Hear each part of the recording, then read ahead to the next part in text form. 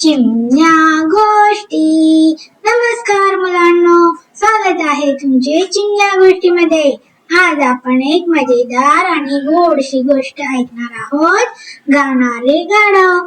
चला तर मग सुरुवात करूया. एके गावात एक गाढव राहत होतं.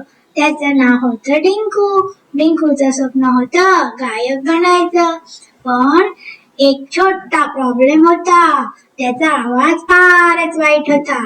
डिंकू जेव्हा गात असे इ आ इ आ, तेव्हा पक्षी उडून जात, गायी घाबरायच्या आणि लोक कान झाकायचे.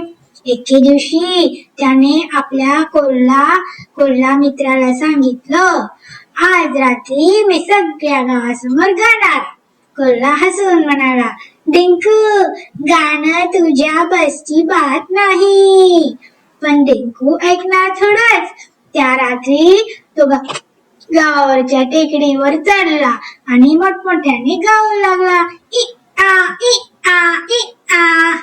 सगळं गाव दचकलं. लोकांना वाटलं भूतच ओरडतंय. सगळे काठ्या आणि कंदील घेऊन बाहेर पडले. बिचारा डिंकू पळत पळत एका झाडामागे लपला. कोल्हा तिथे आला आणि म्हणाला, डिंकू, प्रत्येक गोष्ट सगळ्यांना जमते असं नाही.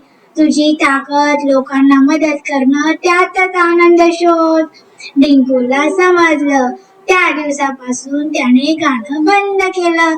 तो सगळ्यांना मदत करू लागला, शेतकऱ्यांचं काम करू लागला आणि सगळ्यांचा लाडका बनला.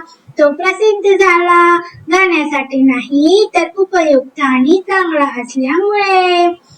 तर मुलांनो, गोष्ट कशी वाटली? लाईक, शेअर आणि सबस्क्राईब करा चिमण्या गोष्टीला. पुन्हा भेटूया पुढच्या अशाच गोष्टीसाठी. तोपर्यंत धन्यवाद.